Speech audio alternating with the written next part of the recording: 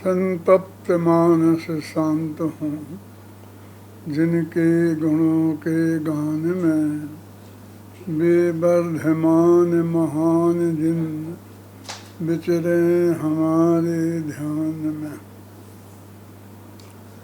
10 लक्षण महापर्व चल रहा है और उसका आज अंतिम दिन है। उत्तम ब्रह्मचर्य, उत्तम ब्रह्मचर्य धर्म है और उसकी चर्चा अपन को आज करनी है। पूजन की पंक्ति में ही लिखा है कि शील बाड़ नभ राख, ब्रह्म भाव अंतर लखो, कर दोनों अभिलाख, करहु सफल नर भव सदा। ये बात मैं पहले ही कह देना चाहता हूँ कि पूजनकार ने हमको एक तरह से सजेशन दिया है, आज्ञा दी है कि शील की रक्षा 9 बाड़ों के माध्यम से करना चाहिए। शील माने व्यवहार ब्रह्मचर्य, जिसको लोक में ब्रह्मचर्य कहा जाता है, जो माता बहन सुता पहचानों की रूप में जिसका स्वरूप स्पष्ट किया गया है, स्पर्शनेन्द्रिय के विषय का त्याग जिसके कहा गया है, और स्त्री आदि का परिग्रह नहीं रखना इस रूप में लोक में जिसे कहा गया है, उसको 9 बाड़ों से रक्षा करनी चाहिए। देखो, हमारे घर में कोई बहुत बहुमूल्य चीज़ होती है तो हम जाके जंगल में हमने कोई अपना एक बंगला बना रखा है कि आजकल की भाषा में क्या बोलते हैं उसे, हैं, फार्म हाउस। तो वहाँ फार्म हाउस में जाके नहीं रखते हैं। अपने नगर के बिल्कुल बीच में जो मकान है, वो बीचों वाले बीच के मकान में के बीच के कमरे में जो तिजोरी है लोहे की, और उसमें भी चांदी सोने की डिब्बी, और उसके अंदर बहुत संभाल के रखते हैं कई बाड़ों के बीच में। और फिर उसके बाद में सुरक्षा का इंतजाम भी करते हैं, चौकीदार भी रखते हैं उसके लिए। तो यदि शील हमारे लिए रत्न है तो उसे 9 बाड़ों की सुरक्षा से रखना चाहिए। अब 9 बाड़ों की ब्रह्मचर्य की क्या है, शास्त्रों में बहुत विस्तार से सब बातें बताई हैं। और लेकिन मैं तो सीधा सच्चा बताता हूँ कि मन से, वचन से, काया से, कृत्य कारित और अनुमोदना, न खुद उस तरह की कोई बात करना, न कराना किसी से, और न अनुमोदना करना। इस तरह हम 9 बाड़ों से शील की सुरक्षा करें। पहले वो व्यवहारशील की, व्यवहार ब्रह्मचर्य के लिए हमको स्पष्ट आदेश देते हैं। फिर साथ में दूसरी पंक्ति तक आगे नहीं बढ़ते हैं। पहली ही पंक्ति में साथ में कहते हैं ब्रह्म भाव अंतर लखो। एक वाक्य में, छोटे से वाक्य में उन्होंने ब्रह्मचर्य का, वास्तविक ब्रह्मचर्य का, निश्चय ब्रह्मचर्य का स्वरूप बता दिया कि ब्रह्म भाव माने जो अपना भगवान आत्मा है, ब्रह्म माने आत्मा होता है, जो विकार से रहित आत्मा होता है उसे ब्रह्म बोलते हैं। उस ब्रह्म भाव को अंतर में दगलखो, देखो, उसमें ही अपनापन स्थापित करो, उसमें ही रम जाओ, जम जाओ। वो वास्तव में निश्चय ब्रह्मचर्य है। एक पंक्ति में 2 बातें, शील बाड़ नभ राख और ब्रह्म भाव अंतर लखो। और फिर साथ में आदेश दे दिया कि कर दोनों अभिलाष, दोनों की अभिलाषा करनी चाहिए कि नहीं मैं तो निश्चय वाला हूँ, इसलिए निश्चय ब्रह्मचर्य की बात करूँगा, कि मैं तो व्यवहार वाला हूँ। ऐसा नहीं, कर दोनों अभिलाष, करहु न, अपने मनुष्य भाव को सफल करना है तो इन दोनों को ही हमें धारण करना चाहिए। अब दोनों के संबंध में हम चर्चा करते हैं। वैसे तो व्यवहार ब्रह्मचर्य के बारे में तो लोग बहुत ज़्यादा समझते हैं, लेकिन बात यह है कि कुछ ज़्यादा ही समझते हैं।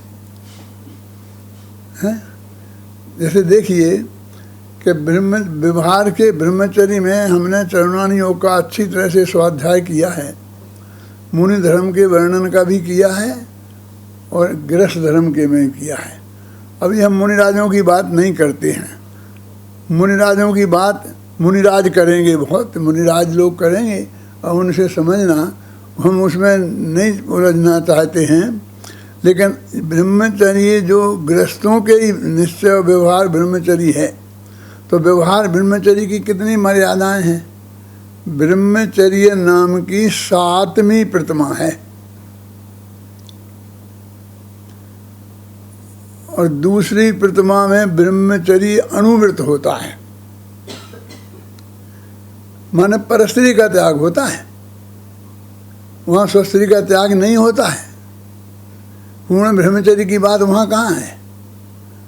यदि हम पूरी तरह से ब्रह्मचर्य व्रत लें, जिसे लोक में ब्रह्मचर्य कहते हैं, पत्नी स्वस्त्री का भी सेवन नहीं करना, तो वो 7वीं प्रतिमा में होता है।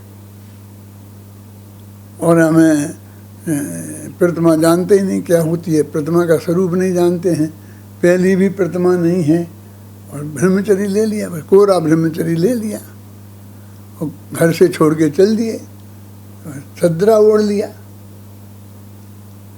शास्त्र में कहीं ब्रह्मचारी का बेस लिखा ही नहीं है। अपने लिंग पहाड़ पूरा लिखा है इसके लिए कि एक मुनि का, एक आरिका का और एक ऐलक क्षुल्लक का, ये 3 बेस हमारे यहाँ बताए हैं। ये चौथा कोई बेस नहीं है साधु का। और वो एक भी प्रतिमा नहीं है, श्रावक भी आरंभ का ही नहीं है। सम्यदर्शन सम्य ज्ञान होना चाहिए, तो सम्यदर्शन सम्य ज्ञान का भी पता नहीं है। पहली प्रतिमा नहीं है, कुछ भी मान मर्यादाएं नहीं हैं, सब रहता है, बस के कोरा ब्रह्मचर्य ले लिया है। लेकिन सदरा उड़ना तो इसलिए ज़रूरी था कि नहीं तो फिर समाज उसका बोझा नहीं उठाती। धोती कुर्ता पहने, सूट पैंट पहने और कोई मंदिर में पहुंच जाए और बैठ जाए, फिर समाज से कहेगा उसने मुझे बुलाया नहीं, मैं भूखा बैठा रहा, तो समाज की जिम्मेवारी नहीं बनती है। लेकिन चदरा ओढ़ के बैठे, दुपट्टा ओढ़ के बैठे, तो फिर समाज का एक कर्तव्य हो जाता है। और हमारी समाज बहुत ही कर्तव्यनिष्ठ है। आज तक किसी ब्रह्मचारी को भूखा नहीं रहना पड़ा होगा। और ये समाज की गुण ग्राहकता की मैं जितनी प्रशंसा करूं उतनी कम है। लेकिन मैं उन ब्रह्मचारियों को कहना चाहता हूं कि ब्रह्मचारी जी, शास्त्र में 7वीं प्रतिमा तक पक्का ब्रह्मचर्य होता है और उस तब तक घर में रहने का और बनाकर खाने का नहीं, कमा कर खाने की ड्यूटी है। कहीं शास्त्र में कहीं नहीं लिखा। ना तो अभी आरंभ त्याग है और ना परिग्रह त्याग है, समझे ना।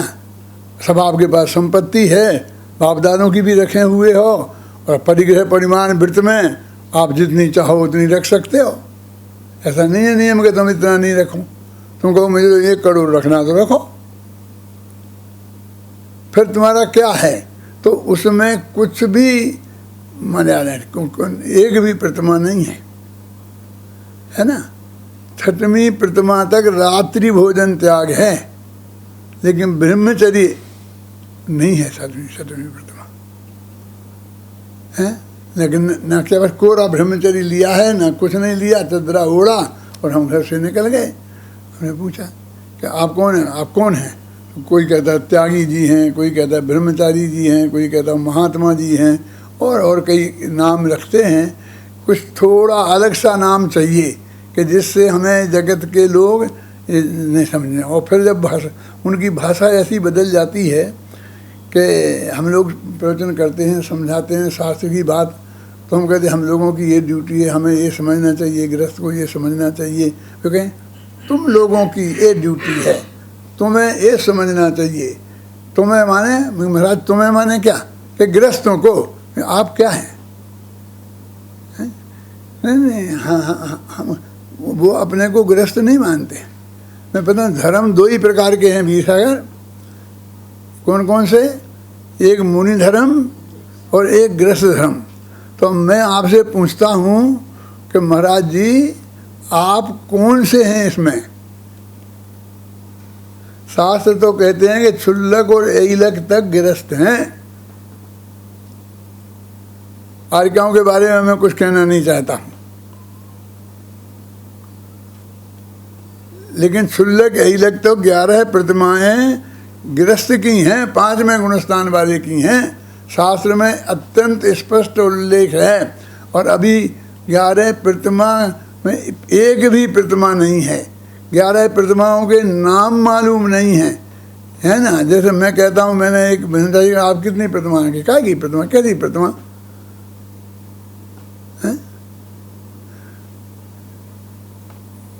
प्रतिमा तो हमारे यहाँ मंदिर में है, लेकिन मंदिर में तो होती ही हैं, लेकिन गृहस्थ की भी प्रतिमाएं होती हैं और वो ली जाती हैं। 11 होती हैं, 11 होती हैं, हम ले लेंगे, हमें क्या है। लेकिन आपने अभी तो नहीं है ना, आप बताओ तो ले लेंगे। ये ऐसा अपरिचय है। और अपने को त्यागी फिर ये नया नाम, क्योंकि अब साधु कहने में तो बहुत संकोच लगता है। मुनि कह नहीं सकते हैं, साधु कह नहीं सकते हैं, तो ऐसे नया नाम लिखा त्यागी, कि मैं त्यागी हूँ। क्या काय के त्यागी हो? धर्म के त्यागी हो? काय के त्यागी हो? अपने यहाँ जैन धर्म में त्यागी नाम का कोई पद नहीं है, महात्मा नाम का कोई पद नहीं है ना। बाकी हम सब गृहस्थ हैं। पंडित जी, बंशीधर जी थे, 7वीं प्रतिमा धारी थे, धोती कुर्ता पहनते थे, टोपी लगाते थे, नौकरी करते थे, सर्विस करते थे, प्रिंसिपल थे, पढ़ाते थे और अपनी आजीविका से करके रहते थे। और ब्रह्मचारी 7वीं प्रतिमा धारी थे। ये तो अभी की बात है। क्या हमारे गुरुजी थे ना, पंडित मक्खनलाल जी, उनके गुरु भाई थे सगे, इंदौर विद्यालय में सरसेठ हुकुमचंद जी का विद्यालय था, उसमें प्रिंसिपल थे। तो ये कैसा है ब्रह्मचर्य का स्वरूप? तो व्यवहार का ब्रह्मचर्य का स्वरूप भी हमें गहराई से समझना चाहिए। और शील बाढ़ नव राख, हमारी शील की रक्षा हमें 9 बाढ़ों से करना चाहिए। मैं जो ये बात आपसे कहने जा रहा हूँ वो ब्रह्मचर्य के भाव में विरोध में नहीं कह रहा हूँ, लेकिन मैं तो ये कह रहा हूँ कि हमारे शास्त्र में जो मर्यादाएं हैं, हमने जो पढ़े थे विद्यार्थी अवस्था में, तो हमने कांजी स्वामी का नाम भी नहीं सुना था। तब रत्नगंज साहब का चार पढ़ा था, 6 ढाला पढ़ा था, पुरुषासिद्धि उपाय पढ़ी थी, सागा धर्मामृत पढ़ा था। ये सब गृहस्थ धर्म की किताबें हैं, आचार्य की हैं, विद्वानों की हैं, पंडितों की हैं, संस्कृत में हैं, हिंदी में हैं, क्रिया कोश वगैरह सब पढ़े थे। और बाकायदे उनकी परीक्षा दी थी, डिग्री ली थी। हम जो ये बात आपको बता रहे कह रहे हैं वो उसकी है। अध्यात्म की तो बात उसमें है ही, लेकिन उनमें ये बिल्कुल श्रावक का धर्म है। इन शास्त्रों में आप पढ़ करके देखें और उसके अनुसार जो ब्रह्मचर्य का जहाँ से नियम है वहाँ लेवें। तो ब्रह्मचर्य को सबसे पहले कहाँ से लेते हैं कि दूसरी प्रतिमा में जो 5 अनुव्रत होते हैं उसमें भी सिर्फ परस्त्री का त्याग रूप ब्रह्मचर्य होता है, स्वस्त्री के त्याग रूप नहीं है। वो बराबर शादी कर सकता है, पत्नी रख सकता है, उसके बाल बच्चे हो सकते हैं। सब शास्त्रों में बहुत अच्छी तरह से ये है। और यहाँ तो ना वो 7वीं प्रतिमा वाला ब्रह्मचर्य है, ना दूसरी वाला है, कुछ नहीं है, बस कोरा ब्रह्मचर्य ले लिया। जब मैं ये बात समझाता हूँ लोगों को तो बहुत लोग कहते कि तुम्हारे कांजी स्वामी भी तो देते थे, वहाँ भी तो बहुत लोग ब्रह्मचारी हैं, ऐसे ही हैं कि न जिनकी कोई प्रतिमा नहीं है और वे ब्रह्मचारी हैं। उनका कहना सही है अभय जी, प्रश्न तो सही है ना। प्रश्न हमारे ही चित्त में खड़ा थोड़ी होता है, सबके चित्त में खड़े होते हो, खड़ा होना चाहिए। तो मैं सिर्फ जानकारी के लिए बताना चाहता हूँ कि आध्यात्मिक सतपुरुष कांजी स्वामी पंच कल्याणकों में जब किसी को ब्रह्मचर्य देते थे तो वो कहते थे भाई ये सिर्फ निवृत्ति के लिए है, स्वाध्याय के लिए, निवृत्ति के लिए है, कि क्योंकि तुम्हें स्वाध्याय का समय नहीं मिलता, धंधे पानी में उलझ जाते हो, घर गृहस्थी में उलझ जाते हो, बाल बच्चे में उलझ जाते हो, और आत्मा का कल्याण करना है, तो उस निवृत्ति के लिए हम दे रहे हैं। ऐसा बहुत क्लियर कहते थे। ये कोई नहीं है। तो ये जो आपका स्त्री के त्याग जो करने की बात है, वो सब इसके लिए है, ऐसा है, हैं? ये भी नहीं, ये नहीं है जो तुम गलत समझ रहे हो, तुम हमसे अकेले में समझना। ये वस्तु स्थिति ये है कि वो ये कहते थे कि ये जो अपना पद है, कोई ब्रह्मचारी पद, वो ये पद वाला पद नहीं है, और हम उन्हीं की तरफ से तो बोल रहे हैं आपको ये एक दफे की ये बात। लेकिन आजकल तो ब्रह्मचारी डिग्रियों जैसा दिया जाता है, जैसे MA PhD होते हैं, और हम लिखते हैं doctor Hukumchand Bharat MA PhD D.Litt, ऐसा लिखते हैं ना, ऐसा वो भी लिखते हैं ब्रह्मचारी फलाना फलाना, वो डिग्री जैसा उपयोग करते हैं। ये जो क्या है, एक सच्ची घटना मैं आपको बताता हूँ कि एक भाई मेरे पास आए, जब अपना महाविद्यालय नहीं खुला था, घबराना नहीं तुम लोग, तब की बात बता रहा हूँ। वे अभी हैं, जिंदा हैं, मौजूद हैं, कि दादा मुझे गुरुदेव से ब्रह्मचर्य व्रत दिला दो। इस पंच कल्याणक के टाइम पे भगवान महावीर का निर्माण वर्ष था ना, उस पंच कल्याणक के टाइम पे मुझे ब्रह्मचर्य व्रत दिला दो। तो मैं कहा भाई गुरुदेव देने वाले और तुम लेने वाले, और तुम्हें गुरुदेव जानते नहीं है, सो बात भी नहीं है, और तुम गुरुदेव को भी जानते हो, तो मुझे बीच में आड़त में क्यों डालते हो? भैया मैं ही ब्रह्मचारी नहीं हूँ, मैं तुमसे क्या है, मैं किसी को ब्रह्मचर्य देने लेने की सिफारिश कैसे करूँ? नहीं दादा, नहीं दादा, आपकी बात सुनते हैं गुरुदेव, इस करते हैं, वो करते हैं, ये करते हैं। मैंने कहा भाई तुम्हें लेना है, गुरुदेव को देना है, तुम जाओ, वे तुम्हें क्यों नहीं देंगे? कहले उनके पास तो होके आ गया, और उनने मना कर दिया। हैं? क्या कह रहे, मना कर दिया? क्यों मना कर दिया? उन्होंने कहा नहीं अभी नहीं, फिर देखेंगे, अभी रहो, शांति से स्वाध्याय करो, थोड़ा पढ़ो, रहो, तुम्हें भ्रम। तो उन्हें कहते फिर आप कहेंगे तो ज़रूर दे देंगे। मैंने कहा भाई जब गुरुदेव ने अभी मना कर दिया और मैं जाके कहूँ तो अच्छा ही नहीं है। आप समझें, गुरुदेव यदि मेरी इज्जत रखते हैं तो इसका मतलब ये थोड़ी है कि मैं उनको ऐसी चीज़ कहूँ कि जो उन्हें निभे नहीं करना चाहते हैं।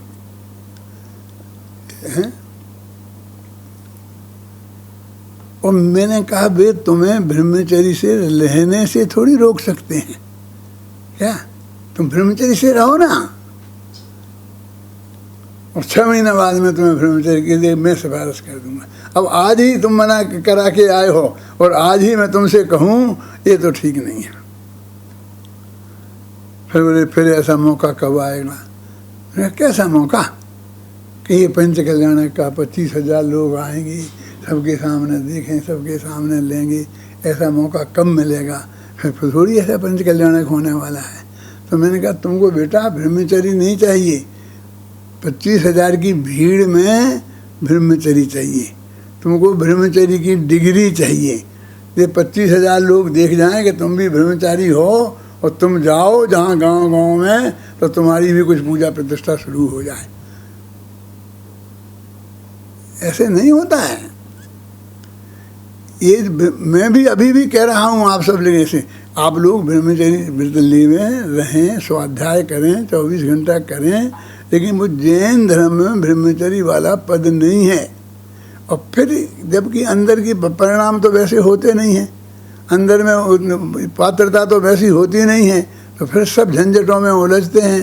ये पूजा पाठ, पंच कल्याण, फलाना कितनी बातों में रहते हैं और डिग्री जैसा उपयोग करते हैं। तो इसकी बात मना करते हैं। ब्रह्मचर्य से रहने के लिए कोई क्यों मना करेगा? क्यों तुम दुनियादारी में उलझो, इसके लिए कोई आपसे क्यों कहेगा? तो इसलिए जो मैं आपसे बात आज वही करने वाला हूँ, उसमें आप ये मत समझना कि मैं व्यवहार ब्रह्मचर्य का विरोधी हूँ और इस तरह से लेकर निवृत्ति पूर्वक रहकर स्वाध्याय करने वालों का मैं शत्रु हूँ, ऐसा नहीं है। लेकिन क्या क्या करते हैं, क्या करते क्या हैं। हम गृहस्थी में फंसे हैं, फिर भी हम विद्यार्थियों को पढ़ते हैं, पढ़ाते हैं, अपने बच्चों को पालते हैं, पोसते हैं, सब काम करते हैं, और हमने इतने 1000 विद्वान तैयार कर दिए। अब उनसे कहें कि 1 घंटा आप पढ़ा कर दिया करे, प्रवचन करने, हमारा काम थोड़ी है, ये तो पंडितों का काम है। ये पढ़ाना पंडितों का काम है, ब्रह्मचारियों का काम नहीं है। उनने ऐसी दुर्बुद्धि जिनको पैदा हो गई, और ये क्रियाकांड कराना, सुहा कराना ब्रह्मचारियों का काम है। क्यों? ये दंड फंद करना ये ब्रह्मचारियों का काम है, हैं? पूज्य गुरुदेव श्री ब्रह्मचारी थे ना, और सारी जिंदगी पढ़ने पढ़ाने का काम तो किया। 2 टाइम प्रवचन और 1 टाइम चर्चा 80, 85, 90 वर्ष की उम्र में भी की।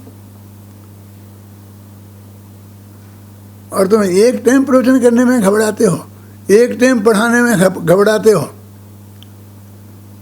हैं?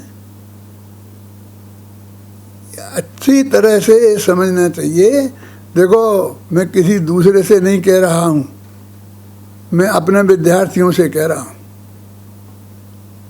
कोई दूसरे लोग व्यर्थ में ये समझ के कि हम उनकी आलोचना कर रहे हैं, वे हमारे शत्रु नहीं बने। हमें उनसे कोई हमें प्रयोजन नहीं है। उनने जिन गुरुदेव ने उन्हें दिया है, संतों ने ब्रह्मचर्य, वे उन्हें समझाएंगे, वे समझेंगे। उनकी ड्यूटी, उनकी जिम्मेवारी उनकी है। क्या हमारी जिम्मेवारी नहीं है? गहराई से आप समझ लो। अपने माथे पे बोझा लेके नहीं समझो कि हमें मुनिराज को ठीक करना है, हमें ब्रह्मचारियों को ठीक करना है। अरे तुम अपने को ठीक करो, हैं? अपने को सुधारो। अपने को सुधारने से अपना कल्याण होगा। मुनिराजों के सतलाचार को आचार्य देव हैं, वे करेंगे, उनकी ड्यूटी है। वो करेगी कि नहीं साहब, समाज की भी जिम्मेवारी है, समाज की भी है। तो जो समाज के नेता लोग हैं, पूरी समाज के नेता लोग हैं, उन सब की जिम्मेवारी है कि नहीं, अपन भी तो हैं समाज में। लेकिन अभी अपनी समाज में जो जिसे तुम समाज कह रहे हो ना मुमुक्षु, उनमें कोई मुनि नहीं है ना, उनमें भी कोई ऐसा तपस्वी नहीं है ना कि जिनके शिथिलाचार तुम्हें दूर करना है। इसमें तुम अपने को मत उलझाओ। मैंने तो अपने पंचकल्याण वाली किताब में लिखा है, सीख न दीजे बानरा उल्टा दे मटाए। तुमने झोंपड़ी बना के शांति से बैठ के जो आत्मा के कल्याण की चर्चा करते हो, उसमें करो, इसमें मत उलझो। और फिर तुम्हें उलझ नहीं है तो उलझो, हम तुम्हारे साथ नहीं हैं। हम डंके की चोट कहना चाहते हैं। ये हम किसी की आलोचना में नहीं के रास्ते पर नहीं हैं, हमें किसी की भलाई भुराई के करने में नहीं। हमें समाज में शांति से रहकर आत्मा का कल्याण करना है और तत्व का प्रचार भी करना है। जो तत्व ज्ञान हमें जिनवाणी के स्वाध्याय से गहराई से मिला है, हमें समय सार से मिला है, कुंद कुंद से मिला है, अमृतचंद से मिला है, टोडरमल से मिला है, बनारसी दास से मिला है, और पूज्य गुरुदेव श्री से मिला है। सबसे एक ही तो मिला है। लेकिन हमें एक ही नाम लेंगे तो लोगों को अच्छा नहीं लगता है। बात जब सबकी ऐसी है, पढ़ते तो हम समय सार हैं, समय सार की गाथा पढ़ाते हैं, सब बताते हैं बहुत शांति से। आज सारा समाज समय सार सुनने को पढ़ने को तैयार है। अब मैं आपको क्या कहूँ भाई जी, मुनिराज भी चाहते हैं कि भाई हमसे समय सार की चर्चा करें, हम बैठें, हमसे बात करें। और विद्यानंद जी महाराज ने मुझे समय सार सुनाने के लिए, पढ़ने के लिए बुलाया था और स्पष्ट शब्दों में कहा था कि देखो, अब गुरुदेव तो चले गए, वे तो हैं नहीं। अब मैं समय सार को बहुत गहराई से बातें कुछ समझना चाहता हूँ, तो मुझे तुम दिखते हो। तुम मुझे 7 दिन आकर के समाचार सुनाओ, तुम जब कहो, जहाँ कहो, जैसे कहो। मैं कहा महाराज आप कैसी बात करते हो, आप तो आज्ञा दो, आप जहाँ कहेंगे मैं वहाँ आ जाऊँगा, जैसे कहेंगे आपको वैसे सुनाऊँगा। और वीर सागर तुम थे ना मौजूद, 25-50 विद्वान बैठे थे, 3-4 बाइयाँ बैठी थी, शायद एक आध मुनिराज भी थे। तो ये सबके सामने मैंने 7 दिन तक 14 व्याख्यान किए। क्यों नहीं सुनाएंगे? और मालूम कब क्या क्या था कि वे मेरे से, जब मैं प्रवचन करके मंगलाचरण कर लेता था पीर सागर, तो उसके बाद वो कहते थे, पंडित जी हमें तो 325वीं गाथा सुनाओ। तो मैं वो 325वीं गाथा निकालता, 4-6 गाथाएं पहले क्या कहा है, 4-6 गाथाएं पीछे क्या कहा है, वो सब बताता, प्रसंग बताता, संपर्क बताता, फिर उस गाथा का उस संदर्भ में अर्थ करता, फिर उसकी गहराई बताता। उनको बीच में जो पूछना होता था पूछते थे, मैं उसका जवाब देता था। तो फिर दूसरी बता देंगे, अब 19वीं गाथा सुना लो। ऐसे करके सुना करके पूरा घंटा हो गया पहले दिन बबलू। फिर मैंने महाराज अब शाम को कौन सी गाथा सुनानी है मुझे बता दो, तो मैं देख के तो आऊँ। तो मुस्कुराने लग गए। ये मैं इस पे कह रहा हूँ, मैं जानता हूँ टीवी पे जाने वाला है, सारे देश, सारे मुमुक्षु और सारे गैर मुमुक्षु, हो सकता है कोई मुनि महाराज भी सुने। क्या मैं कह रहा हूँ साक्षी पूर्वक, इसमें एक अक्षर शब्द की गलती नहीं है। तो हंस के रह गए, बताई नहीं। और जब शाम को गया तो मंगलाचरण करने के पहले तक नहीं बताई। जब मैंने मंगलाचरण करके बोल दिया और फिर बोला कि इस शास्त्र में, तो फिर बोले पंडित जी फलानी गाथा सुनो। मैं समझ गया महाराज मेरी परीक्षा कर रहे हैं, देख रहे हैं, ठीक है जो भी हो जान ले, अच्छी बात है। महाराज ने जमकर मेरी परीक्षा की। मैंने डट कर महाराज को तत्व ज्ञान जो मैं समझता था मैंने समझाया, और अंत में उन्होंने कहा कि मैं तुम्हें समय सार भारल्य की उपाधि देता हूँ। आज से मैं तुम्हें समय सार भारल्य कह के बुलाऊंगा। समय सार का शिखर पुरुष, समय सार का शिखर पुरुष। चिट्ठी लिख के दी, भेजी मेरे ऑफिस में कि तुम समय सार के शिखर पुरुष हो। तो हमारे ऑफिस वालों ने उन्हें लिखा कि महाराज ये हम अपने विद्या विज्ञान में छाप दें, कि छापने के लिए ही भेजी है, छापो ना। और हमने छापी, और वो प्रवचन सब टीवी पर चलाए। हम क्यों किसी से बैर करेंगे, हम क्यों किसी से बुराई करेंगे? हमें क्या करना है? जो तत्व ज्ञान की चर्चा है वो सब है। उनने क्या गलती की कि हम उन्हें नहीं सुनाए और उनकी नहीं सुने? यदि वो समय सार पढ़ते हैं, आज सब मुनिराज ज़्यादातर समय सार पढ़ने लग गए हैं। हम तो ये कहते हैं कि उनकी भी तो महिमा है ही, और हमारे पूज्य गुरुदेव श्री की भी महिमा है। उनने शुरू किया पहले सभा में पढ़ना, और आज सब पढ़ने लग गए, हम भी पढ़ने लग गए। इसलिए भाई हम किसी के विरोधी नहीं हैं, हमारा किसी से कोई विरोध नहीं। पूज्य गुरुदेव श्री के तो हम भक्त हैं, सिद्ध हैं, शिष्य हैं। उनसे तो हमने तत्व ज्ञान पढ़ा है, एक एक अक्षर उनसे हमने सीखा है जो हमारे पास है। और ऐसा नहीं है कि हम में भी तो कोई अकल है ना, विवेक है, सारी जिनवाणी है, उसको भी हमने बहुत गहराई से पढ़ा है और उसको कन्फर्म किया है। फिर सारी समाज को सुनाते हैं, मुमुक्षुओं को सुनाते हैं, गैर मुमुक्षुओं को सुनाते हैं। ऐसा वातावरण बनाएं समाज में कि सब ये मूल तत्व ज्ञान को सब एक दूसरे से सुने। उसमें समाज का कल्याण है, धर्म का कल्याण है, ब्रह्मचर्य धर्म का कल्याण है। जो मैं आज बात करूँगा ब्रह्मचर्य की थोड़ी बात, तो कोई ये नहीं समझना कि मैं उनकी आलोचना कर रहा हूँ कि जिनने ब्रह्मचर्य ले लिया है, कि मैं मुनिराजों के यहाँ जो ब्रह्मचारी लोग रहते हैं उनकी आलोचना कर रहा हूँ।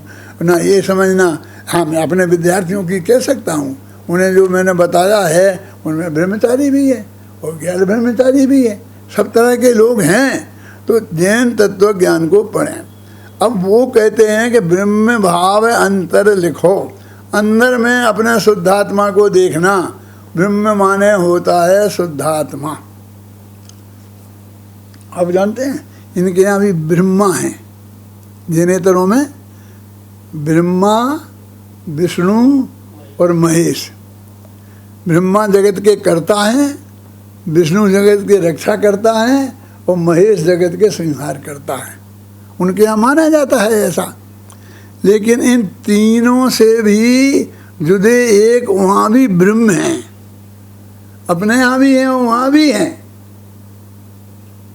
ये ब्रह्माद्वैतवादी है ना, है? शुद्ध ब्रह्म। ब्रह्म में और ब्रह्मा में क्या अंतर है? ब्रह्मा करता है और ब्रह्म करता नहीं है। वो जगत का करता ब्रह्म नहीं, वो शुद्ध है, असली वो ही है, वो ही धर्म का आधार है।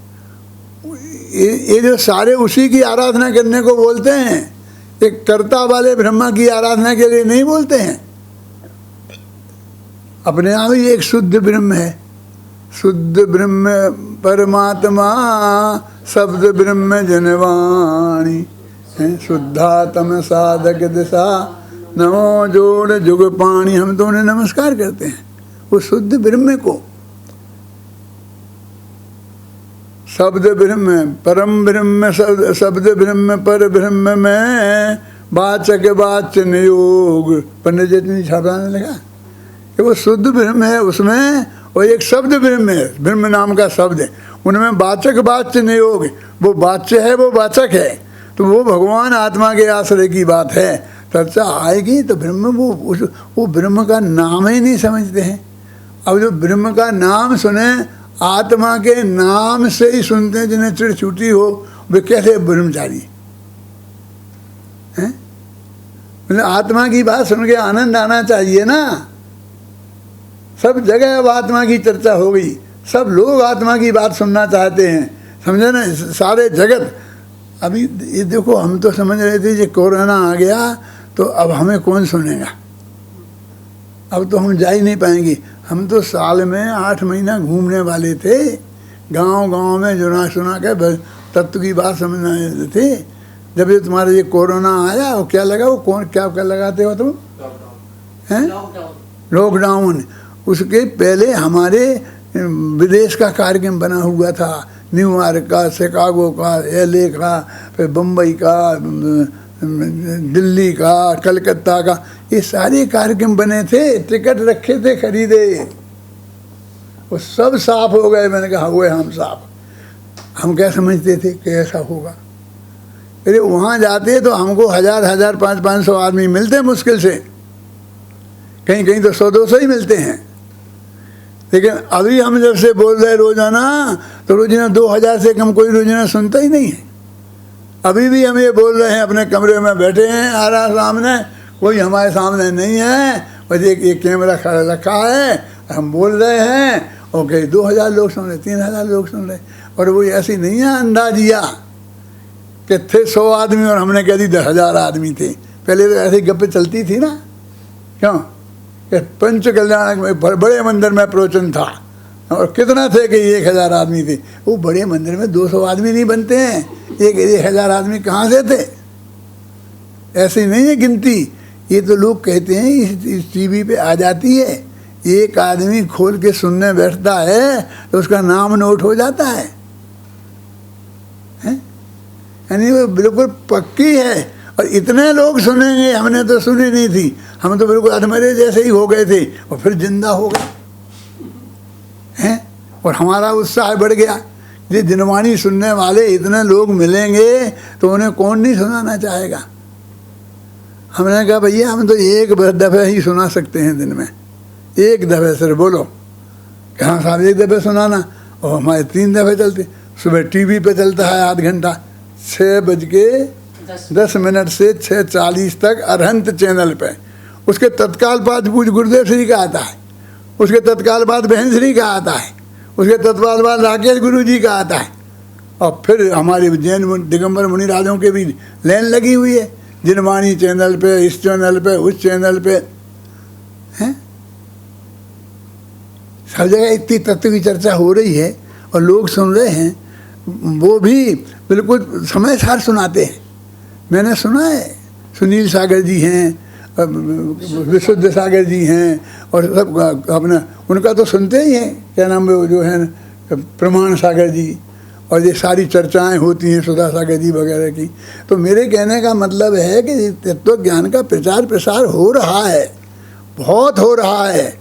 जितना जितने लोग जाएं, और एक बात इसमें और बढ़िया है कि जो उनके श्रोता हैं वे हमारे नहीं हैं, जो हमारे श्रोता हैं उनके नहीं हैं, तो उससे उनका कोई फ़ायदा नहीं होने वाला है।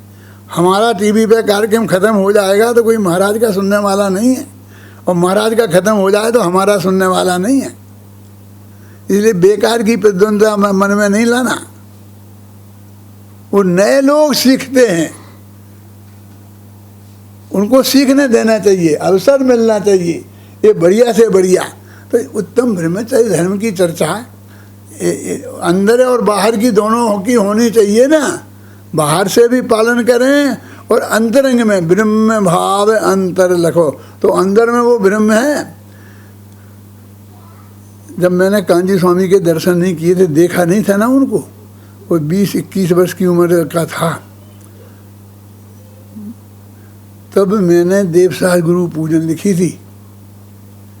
वो है, उसमें पहली पंक्ति थी, शुद्ध ब्रह्म परमात्मा शब्द ब्रह्म जनवाणी और शुद्धात्म साधक दशा और नमो जोड़ जुग पाणी। उस वक्त लिखा था सन 56 में, 56 समझते हो, 56 में लिखा था। कितने साल हो गए जब से 56 से आज तक, 20 आ गया ना ये, 64 64-65 वर्ष पहले कांजी स्वामी का समागम बाद में हुआ। तो ये सारा तत्व ज्ञान है, अपने सब शास्त्रों में भरा पड़ा है। ब्रह्मचर्य के स्वरूप शास्त्रों में बहुत गहराई से भरा है। देखो सागा धर्मामृत में, मैंने इसमें सागा धर्मामृत का ही उदाहरण दिया है, हैं? सागा धर्मामृत में लिखा है कि शुद्ध ब्रह्म की में जो आत्मा का रमण करना वो ब्रह्मचर्य है ना। देखो, या ब्रह्मणि स्वात्मनि शुद्ध बुद्धे चर्या पर द्रव्य शुचः प्रवृत्ति तद ब्रह्मचर्यम तद सार धर्मम ये पांति ते यान्ति पर प्रमोदम। पंडित आशाधर जी का है, 1000 वर्ष पहले हो गए हैं। इनका सागा धर्मामृत मैंने पढ़ा था अपनी विद्यार्थी अवस्था में, फिर बाद में अनागर धर्मामृत भी पढ़ा, जिनमें नयों का वर्णन विस्तार से, जो नए चक्र में मैंने बहुत उनके कोटेशन दिए हैं। और उसके बाद मैंने नीचे बहुत दिए हैं, धवल का भी दिया और भी सब जगह पंचवंशिका का दिया। तो सब शास्त्रों में ये सब बातें हैं। तो हम ये अभी सोनगढ़िया बोल रहा है तो ये उनकी बात करेगा, उनकी कोई बात नहीं है, सब बिल्कुल आत्मा की बात है। उनने भी आत्मा ही की बात कही है, हम आत्मा की बात पे दीधे हैं। अब वो कांजी स्वामी ने कही तो वो कांजी स्वामी की कहलाने लग गई, और हम कहेंगे तो हमारी कहलाने लगेगा, हैं? बांटन वाले के रंगे ज्यों मेहंदी का रंग, मेहंदी का रंग बांटने वाले के हाथ में लग जाता है। तो हम आत्मा की बात करते हैं तो हम आत्मा वाले पंडित हो जाते हैं, समय सार की बात करते तो समय सार वाले पंडित हो जाते हैं। तुम भी समय सार की बात करते हो और हम भी करते हो तो तुम गुरु भाई हो जाते हैं।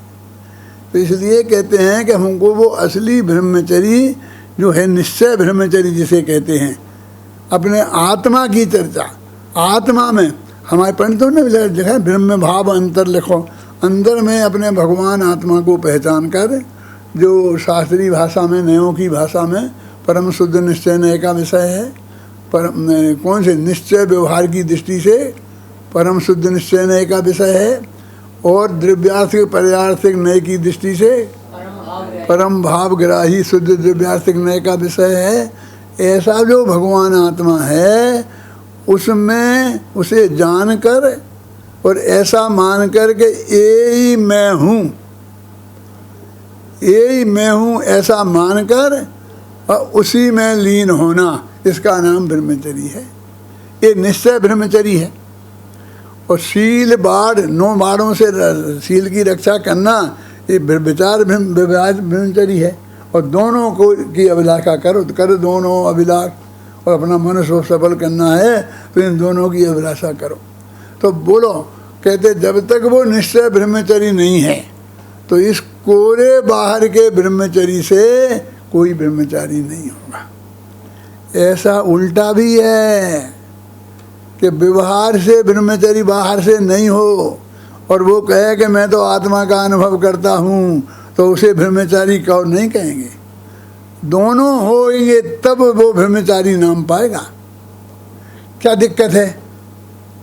कह दे में तो क्या दिक्कत है कि बाहर के ब्रह्मचारी ले भय तो नाई मुरी और संपत्ति मासी मूढ़ मुड़ाए भये सन्यासी, वे आत्मा का नाम से ही चिढ़ने वाले लोग वे सब ब्रह्मचारी हो जाएंगे, जबकि शास्त्र के हिसाब से नहीं है। और इसके उल्टे भी कि व्यवहार के ब्रह्मचारी नहीं ले, और मेरे तो आत्मा का अनुभव है, पक्का हो गए शास्त्र के हिसाब से, तो वो भरत चक्रवर्ती ब्रह्मचारी हो जाएगा। 96,000 पत्नियों की शादी 96,000 पत्नियां नहीं, पहले शादी हो गई थी, बाद में सम्यक दर्शन हो गया, तो अब क्या करें, छोड़ी तो जाती नहीं है ऐसी। ऐसा नहीं है, था एक सम्यक दर्शन जन्म से था, और वे 96,000 शादियां बाद में की परमात्मा हैं। तो वे सब ब्रह्मचारी, उन्हें आप ब्रह्मचारी कहने को तैयार हो? हम तो नहीं कहने को तैयार हैं। तो क्या कि बाहर से 9 बार से सील की रक्षा करे वो, और अंदर में शुद्धात्मा को जाने, दोनों शर्तें पूरी करे, वो ब्रह्मचरी है। ये बात इस पूजन में की है पंडित आशाधर जी ने की है। 1000 वर्ष पुराने हैं। आशाधर जी को साधारण पंडित नहीं समझना। हमने विद्यार्थी अवस्था में सागा धर्मा में तो उनका पढ़ा था। अमृत चंद्राचार्य उनके पास पढ़े हैं, घबराना नहीं। तुम कौन से खेत की मूली हो? संस्कृत पे इतना अच्छा अधिकार था, क्या क्या उनने लिखा है, कैसा किया है, हैं?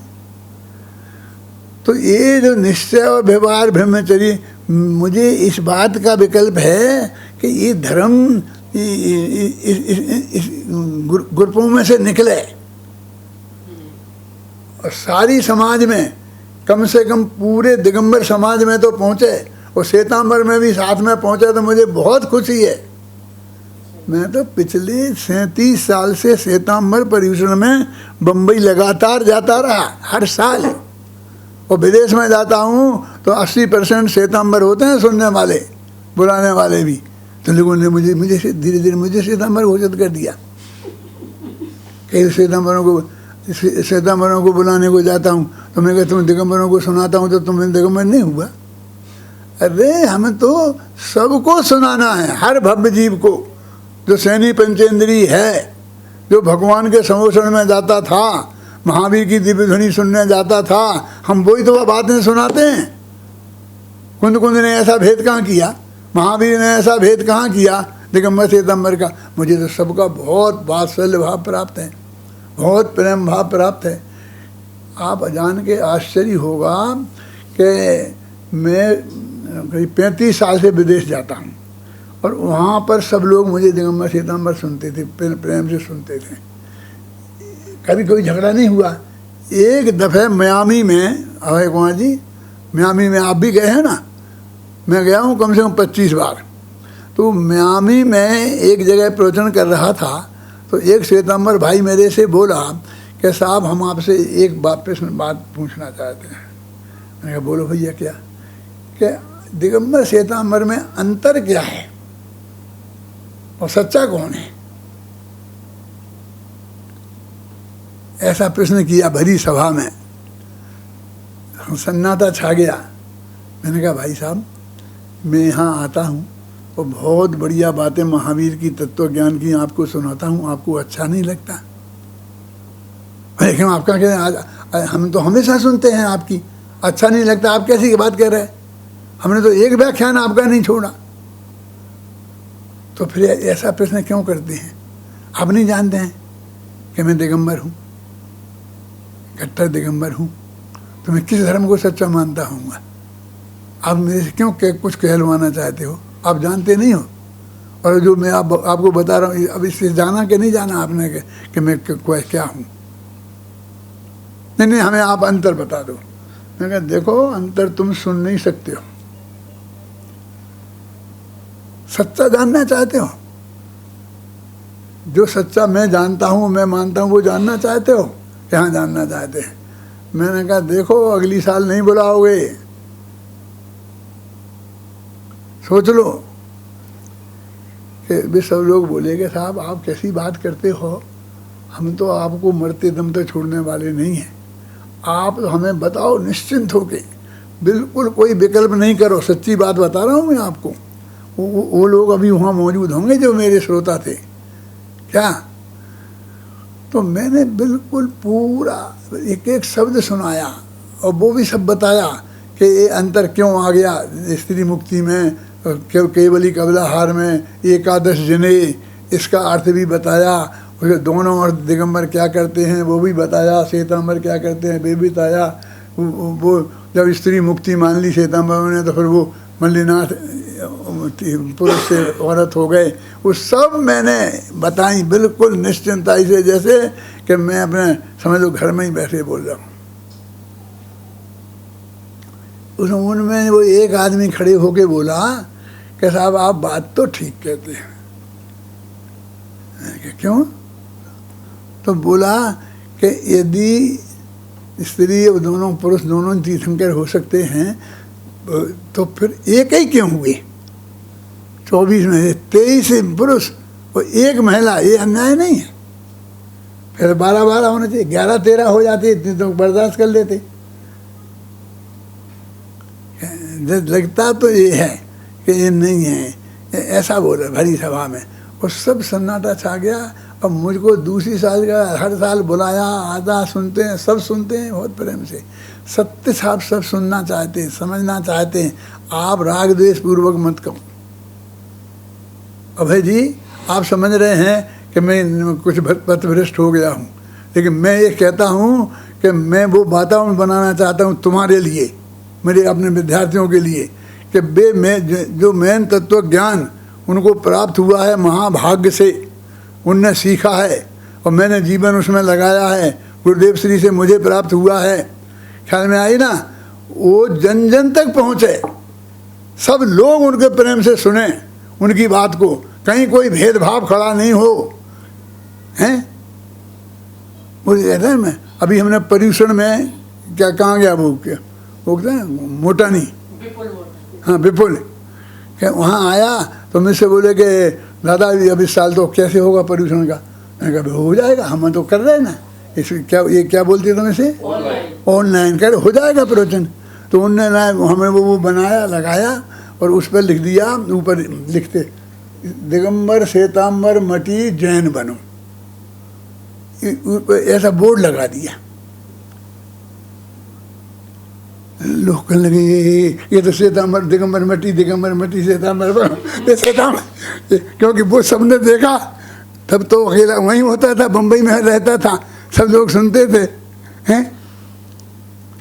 मैंने कहा भाई ये तो नहीं कहा मुसलमान बनो, ये तो नहीं कहा सिख बनो, ये तो नहीं कहा ईसाई बनो, जैन ही बना रहे ना, ये तो ये संप्रदाय मिटो, ये पक्षपात मिटे, हम प्रेम से बैठकर आपस में शांति से सुने, इसका ये अर्थ है। हम दिगंबर मिटे का ये अर्थ नहीं है। फिर लोगों ने उन्हीं लोगों ने जिनने ऐसा आलोचना की थी हटा दिया था हमने, तो उन्हीं ने लगवाया फिर, और फिर लगा चला कि भाई क्या कह रहे सुनो, जैन धर्म क्या है, वस्तु का स्वरूप क्या है, आचार्य कुंद कुंद क्या है। अरे हम तो कुंद कुंद को पढ़ाते हैं, अमृतचंद्र को पढ़ाते हैं, ये तो पक्के दिगंबर आचार्य हैं, हर दिगंबर मूर्ति पे कुंद कुंद का नाम लिखा है। हमने कोई स्थूल भद्र को नहीं पढ़ाया, हमने कोई तत्वार सूत्र पढ़ाते हैं, हमने कल्प सूत्र नहीं पढ़ाया, पढ़ाया तो यही है। आप क्यों घबराते हो? हमें संसार का भय नहीं है। तो ये सारे विद्यार्थियों के लिए मैं पूरा रास्ता खोलना चाहता हूँ। वीर सागर, तुम यूनिवर्सिटी में जैन धर्म पढ़ाओगे तो अकेले दिगंबरों को पढ़ाओगे, अकेले मोक्षों को पढ़ाओगे, जो मुनिराजों के भगत हैं उन्हें नहीं पढ़ाओगे, जो श्वेतांबर हैं उन्हें नहीं पढ़ाओगे, अजैनियों को नहीं पढ़ाओगे। अरे हमारे यहाँ तो राठी पढ़े हैं, यादव पढ़े हैं, सबको हम पढ़ाते हैं, शास्त्री बनाया है। एक वो कहाँ पर वो है अपने पूना में एक राठी है, बहुत A1 विद्वान है जैन दर्शन का, ये सब इस तत्व ज्ञान का, ऐसे सब लोगों को तैयार किए हैं। इसलिए हम उसमें जाने वाले नहीं हैं किसी इस पक्ष में। हम सबसे कहना चाहते हैं खुले आम भरी सभा में कि सब लोग किसी की आलोचना रंच मात्र भी नहीं करें, किसी की भलाई बुराई नहीं करें, और जैन तत्व ज्ञान बिल्कुल निडर होके मर्यादा में रह करके सुसभ्य भाषा में खुलकर समझाएं। कोई दिक्कत कहीं आने वाली नहीं है। हमारी इमेज तो ऐसी होना चाहिए कि कोई कहे कि उनने ऐसा कहा था कि वो ऐसा कह ही नहीं सकते हैं। बोलिए, मैं आपको बताऊं कि अभी वो है, वो महाराज कौन से अपन ने भेजा ना, वो विशुद्ध सागर महाराज के यहाँ से मेरे पास आया कि 2 मिनट का आप हमें भेज दिए, हम समय सार का स्वाध्याय कराते हैं और आपको ऐसा ऐसा करके, तो मैंने भेज दिया। तो वहाँ भी मुझे पता चला कि उन्होंने 5 लोगों को टीवी पर लाना है वो, तो एक पंडित को लाने का नक्की किया और उसका नाम है हुकुमचंद। ये 2 मुनिराज को किया, 2 श्वेतांबर मुनिराजों का किया उनने। अब वे इतने विशाल हृदय से बात काम कर रहे, हमको क्या, हमने क्या कहा, यही तो कहा कि वे समय सार सुनाते हैं, सारी जनता को सुनाते हैं, जनता में सुनाते हैं, जनता हमारा भी प्रेम से सुनने लग गई। जो हमारी नहीं सुनती थी उनका सुनती है, हमारा भी सुनती है, और हमारी सुनने वाली उनको भी सुनते हैं। ये कहा, बोलो क्या है, हम 100 में वातावरण नहीं बना सकते हैं? हम लड़ाई का वातावरण बनाए? भगवान महावीर के समोषण में सब जो लोग आते थे कि नहीं? अरे गाय भैंस कुत्ते बिल्ली भी आते थे। यदि हमारे पास सच्चा तत्व ज्ञान है तो हमें उस तत्व ज्ञान को सब लोगों तक पहुंचाना है। आज तुम ब्रह्मचर्य धर्म के दिन में ये बात इसलिए कह रहा हूँ कि आज मेरे को अभी ये मेरा व्याख्यान 10,000 लोग सुनेंगे, फिर कल मुझे नहीं मिलेगा ये मौका कहने का। मैं कल कैसे समझाऊंगा ये बात किसी को कि मैं इस विचारधारा का हूं? और जिनको मुझे निकालना हो वो निकाल दे, मैं मुझे अजैन घोषित कर दे, मैं जो भी करना है कर दे। मैं तो किसी से बैर विरोध नहीं रख सकता। मैंने मालूम समाधि ले ली है, 85-86 वर्ष में चल रहा हूँ। अब मुझे दुनिया से कोई लेना देना नहीं है, हैं? और मुझे सब सुनने वाले हैं, अब टीवी वाले सुनाने वाले हैं, सब टीवी वाले सुनाएंगे और सारी दुनिया सुनेगी। अब कौन रोकेगा? निकाल दो मुझे, कहाँ से किसको निकालना है, कैसे निकाल दो? अरे हम तुमको इसी भव से ही निकाल देंगे। ऐसे लोग भी हैं, आए हैं मेरे पास ऐसे समाचार, अब ज़्यादा दिन नहीं रह पाओगे। मैं कहा जितने जल्दी चले जाएं उतने अच्छे, लेकिन वो हमारा लिए लिखा ना समाधि मरण में कि मरने की इच्छा भी अतिचार है, इसलिए मैं नहीं चाह सकता हूँ कि मैं मर जाऊँ। इसमें क्या है? एक सच्ची घटना देवलाली की है कि एक लड़का हमारा वहाँ था विद्यार्थी, तुम नहीं थे वो था, तो वो बोला कि हम इस पंचम काल के अंत तक ये जैन तत्व ज्ञान को ले जाएंगे। तो मैंने कहा क्या कह रहा है? बस पंचम काल के अंत तक? ये पंचम काल में तो ये अभी कितने 18,000 वर्ष में ही खत्म हो जाएगा। हम 18,000 वर्ष से आगे नहीं ले जाएंगे? कैसी बात करता है? हम मर के जहाँ जाएंगे वहाँ 18,000 वर्ष हमारी उम्र नहीं होगी। हो सकता सागरों हो, हैं? क्यों? तो हम उसे छोड़ देंगे? हम तो वहाँ भी जाके पहुँचाएंगे, वहाँ भी सुनाएंगे, सब जगह को ले जाएंगे। इसलिए 18,000 वर्ष तक के लिए नहीं, हमारे विद्यार्थी तो इसको अनंत काल तक के रखने की बात करते हैं। हमें वो काम करना है, 18,000 वर्ष तक नहीं। ये बोला था मैंने देवलाली में। अब या भाई जी को याद हो तो ये बता सकते हैं कि हाँ गवाही, मेरी गवाही सफाई दे सकते हैं कि मैंने कहा था कि नहीं कहा था। हम इतना छोटा उद्देश्य क्यों रखें भाई साहब? दो बिल्कुल पक्की बात है, व्यवहार ब्रह्मचर्य के बिना भी कोई ब्रह्मचारी नहीं हो सकता। वो छायक समय दृष्टि उसी भव से अंतर मुहूर्त में केवल ज्ञान प्राप्त करने वाले भरत चक्रवर्ती को भी गृहस्थ अवस्था में मैं ब्रह्मचारी कहने को तैयार नहीं हूँ। क्या? और आत्मा का अनुभव ही है साथ में, और आत्मा बाहर से व्यभिचारी में से भी ब्रह्मचरी है, उसी में मानने को तैयार हूँ। अकेले आत्मा के अनुभवी को भी नहीं कहने, अकेले बाहर के ब्रह्मचारी वाले को नहीं कहना चाहता हूँ। और मैं किसी का नाम कहाँ ले रहा हूँ, मैं तो कह रहा हूँ जो ऐसा हो। यदि आप ऐसे नहीं हो और आप बिल्कुल सच्चे हो तो बहुत बढ़िया बात है। इसके लिए तो कह रहा हूँ, हम व्यक्तिगत किसी की आलोचना करते नहीं हैं। उन्हें लिखा ना ब्रह्म भाव अंतर लिखो। देखो कई तरह की कई बातें कहती है ना, ये पूजन में की, इसी पूजन में एक पंक्ति आती है, क्या है वो, क्या है आती है वो पूजन में? हाँ, संसार में विष बेल नारी तज गए योगीश्वरा।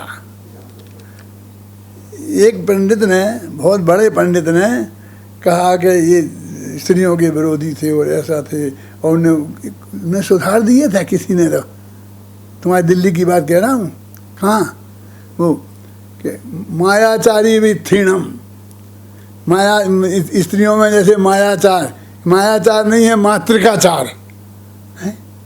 क्यों? कि वो स्त्रियों की निंदा कर रहे, स्त्रियों की निंदा कर रहे। जिन महाराज ने लिखा है उनकी माँ भी स्त्री थी, उनकी बहन भी स्त्री थी, अब ब्रह्मचारी थे इसलिए बच्ची भी स्त्री थी, ये मैं कह नहीं सकता हूँ। अरे भाई कि संसार में विष बेल नारी तज गया योगीश्वर। तो मैं कहता हूँ कि नारी तो विष बेल है और आदमी क्या है क्या? ये भी तो विष वृक्ष है ना, उसी नारी विष बेल में लगा हुआ फल है ये, हैं? उसी बेल में लगा है ना, तो ये विष फल ही तो होगा। समझ गए? नहीं साहब, तो क्या करें? अब तो औरतें भी कभी बन गई हैं, और कभी सम्मेलन होने लगे, और तो महिला कभी सम्मेलन होने लगे, अब महिलाओं को ज़्यादा सुनते हैं। तो वे महिलाएं ऐसा लिखे ना, संसार में विष वृक्ष नर सब तज गई योगीश्वरी, ऐसा करें क्या? अरे भाई विष बेल नारी का मतलब वहाँ नारी नहीं है। हमारे हृदय में विपरीत सेक्स के प्रति जो आकर्षण है उसको वहाँ नारी कहा है? लेकिन रचना अब क्या करें कि नर प्रधान होती है कि नारी प्रधान होती है। अब उसने दो ही तो प्रयोग कर नहीं सकता था, हैं? तो उसने नारी के संदर्भ में कहा तो उसको कह दिया, लेकिन उसका वास्तविक अर्थ ये है, उसको हम गहराई से समझें, हैं? ये ब्रह्मचर्य धर्म वो धर्म है कि जिसमें ये लिखा है कि ध्यानत धर्म 10 पेड़ चढ़ के शिव महल में पग धरा।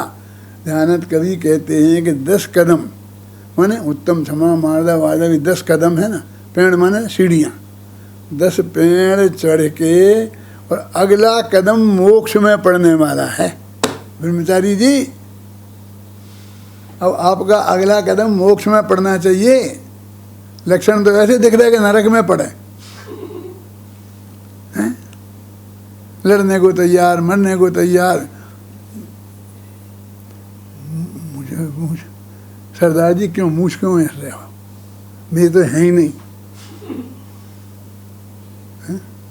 एक सरदार जी सुन रहे हैं, इसलिए मैं आपसे बोलता हूँ क्यों भाई साहब, बुरा मत मानना, मैं तो प्रेम से बहुत वात्सल्य भाव से बोलता हूँ, मैं कोई आपकी बुराई के अर्थ में नहीं बोलता हूँ। क्यों कि हम कहाँ से राग देश में पढ़ें, हम अपने को सुधारें और ब्रह्म वो शुद्ध आत्मा क्या है, उसका स्वरूप क्या है, उसको गहराई में समझें। देखो उसको जाने माने ऐसा नहीं हो सकता। कैसा कि हमने कैसा वो मुनिराज जो जब व्यवहार ब्रह्मचर्य को ब्रह्मचर्य नहीं माने, तो जो मुनिराज जब सामायिक नहीं कर रहे हैं और जब आहार करने निकले हैं अथवा अपन जब प्रवचन कर रहे हैं, वे मुनिराज उस वक्त ब्रह्मचारी हैं कि नहीं है? वो व्यवहार भिन्न से तो मानना पड़ा, उस वक्त आत्मा का तो अनुभव नहीं है। और आत्मा का अनुभव है यदि व्यभिचार, तो उस वक्त थोड़ी व्यभिचार की, मतलब दोनों ही होना जरूरी है। व्यवहार ब्रह्मचर्य और अंतर ब्रह्मचर्य, और दोनों का स्वरूप समझकर हम अपनी मुनिराजों की अपेक्षा, वो वर्णन है, लेकिन मुनिराजों की अपेक्षा कहाँ है?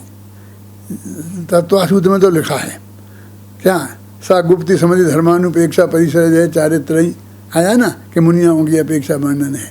जब यहाँ ये लिखा है, ये उदाहरण दिए हैं, तो ये तो सब के श्रावक के, तो श्रावकों को भी पालना है कि कौन सम्यक दृष्टि, के सम्यक दृष्टि के तो है ही पक्का सच्चा, लेकिन मिथ्या दृष्टि नहीं पाले क्या? वो भी नियम से रहे, मर्यादा से रहे, उसको करके पालन करके रहे और सच्चे धर्म को पढ़े। मैं आज ये अंतिम दिन है, कल क्षमा वाणी के दिन भी बोलूँगा, जो मुझे कहना है वो कहूँगा, लेकिन मैं आज जो बात, जो देश में वातावरण चल रहा, उस वातावरण के हिसाब से मैं अपने सारे विद्यार्थियों को, जिनको कोई क्षोभ लगा हो, है समझ में आए ना, कि साहब हमारे साथ हैं कि नहीं है, कौन किसके साथ हैं, कितने दिन तुम्हारे साथ रहूँगा, 2 साल में मर जाऊँगा, फिर क्या करोगे? मेरे भरोसे ज़िंदा रहोगे बेटा, तो फिर करोगे क्या? अपने भरोसे रहना है जिंदा के नहीं, अपने शुद्ध सदाचारमय जीवन से, सात्विक वृत्ति से, सबसे वात्सल्य भाव से समाज में रहना सीखो और तत्व ज्ञान का प्रचार करो, प्रसार करो। यही मंगल आशीर्वाद, यही मंगल भावना मेरी है और सब लोग